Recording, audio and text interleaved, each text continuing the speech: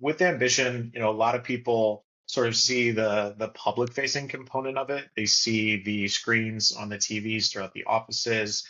They might get alerts in their Slack channels. A lot of people see it as sort of like a cheerleader tool, but I like to argue that its primary use case is a data visualizer. So we have a really, really big Salesforce instance. There's a lot of different information that's flowing through there. And so it's not really easy in even reports and dashboards to get a clear picture of how people are performing, particularly on that granular day in, day out, particularly that customer facing SDR motion where the little actions minute by minute sort of add up to a successful or an unsuccessful quota. So the screens, the competitions, the spiffs, all that stuff has been really great.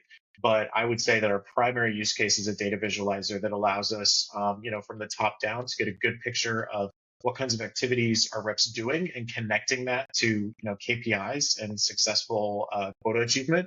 And then secondary is all the fun stuff that really gets a lot of great engagement from the team. I have a lot of people that, reach out. They want to make sure their stats are showing up on the TVs. They want to see their names and their GIFs and their anthems, and they want to get celebrated when they hit their milestones.